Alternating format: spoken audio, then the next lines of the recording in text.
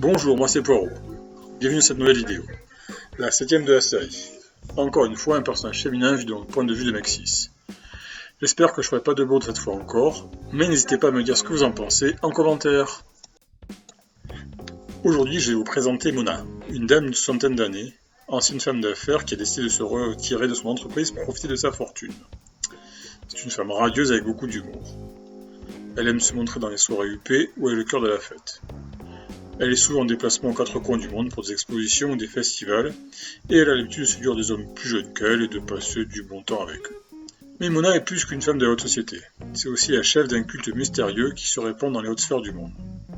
Ce culte est un culte dionysiaque dont les buts finaux sont encore assez obscurs. Certains pensent que c'est un innocent passe-temps pour riches, d'autres qu'il peut être à l'origine de méfaits horribles. Mona est une femme au corps tonique, à la peau pâle et aux cheveux blonds vénitiens. Son visage est ridé mais lumineux. Elle a des grands yeux noisettes et des fossettes soulignés par un maquillage impeccable. Elle est toujours en mouvement et un rire communicatif. Elle porte souvent de grandes robes très fluides qu'elle fait tourner dans de larges mouvements. Quand les joueurs la rencontrent, elle demande à un jeune homme musclé de se rhabiller et d'aller chercher du vin pour les invités. Elle sent le parfum de luxe et le champagne.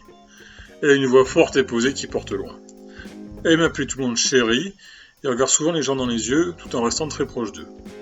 Elle a une grande culture classique et aime citer des auteurs connus. Informations sur le setting qu'elle peut mettre en avant. Ce personnage est déjà un indicateur de la place des femmes dans la société. C'est une femme puissante, comment les autres le vivent. Est-elle mise en danger par sa place? A-t-elle des amies femmes dont elle a contribué à l'ascension sociale? L'autre sujet majeur est l'importance du culte dans le monde. À quel point est-il dangereux? Quel est le pouvoir réel du culte? Est-ce juste un passe-temps de riches désœuvrés? Ou est-il derrière tout ça un réel pouvoir obscur? Le dernier point, en lien avec le précédent, c'est la place de la magie dans l'univers.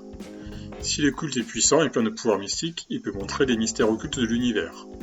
Au contraire, s'il n'est pas plus que le délire de riches, il montre un côté plus réaliste, par exemple pour des enquêtes de fiction non occultes. Accroche de scénario. Quel scénario ce personnage et son rapport au PJ, le vrai centre d'autres histoires je vous rappelle, peuvent s'introduire dans vos campagnes. Première accroche. Mona contacte les joueurs pour retrouver un sac qui lui était dérobé lors de soirées qu'elle a faites dans la ville. Le vol a lieu dans les hautes sphères, il va falloir marcher sur des œufs pour mener l'enquête. Le vol est-il lié au culte, aux affaires de Mona, ou un ancien amant est conduit? Deuxième accroche. Une journaliste contacte les PJ pour leur signaler certaines activités occultes de Mona. Peu de temps après, la journaliste disparaît. Mona est-elle responsable? A-t-elle envoyé des membres du culte se débarrasser d'elle? Ou celle-ci a été envoyée par son patron enquêter ailleurs pour éviter les ennuis? Tout simplement un accident. Troisième accroche. Le culte est à la recherche d'un livre ancien que les joueurs vont se retrouver à posséder. Le culte va-t-il se mettre en chasse des joueurs? Vont-ils les maudire? Leur rendre la vie impossible sur le plan monétaire? Ou simplement essayer de l'acheter? Réinterprétation du personnage dans un univers différent. Comment utiliser Mona hors du contemporain? En SF, on peut rester sur quasiment le même personnage. Elle habite un palais luxueux à la surface d'une planète paradisiaque et son culte s'étend dans les étoiles. Dans les années 20 aussi, elle est rentière et on peut charger son culte en tentacule si on est d'humeur. En western, elle fait partie d'une riche famille du sud ou de l'ouest et ça fonctionne pareil. En post-apo, il y aura quelques ajustements. On baisse le côté jet set et on en fait une survivante d'un groupe de richissimes privilégiés qui se sont gardés leur petit paradis automatisé rien qu'à eux. En fantasy, c'est une reine ou une riche marchande qui vit dans une cité majeure, ou bien une puissante elfe millénaire qui a fondé son petit culte privé pour occuper son immortalité. Voilà, j'espère que cette vidéo vous a plu. Je vais arrêter là pour Mona et son histoire.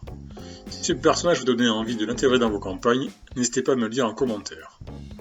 Je remercie Sylvestre, Drake et Mystique pour la relecture, et en attendant, c'était Poirot qui vous souhaite à tous de bonnes parties et plein de bonnes choses d'ici la prochaine fois. Ciao!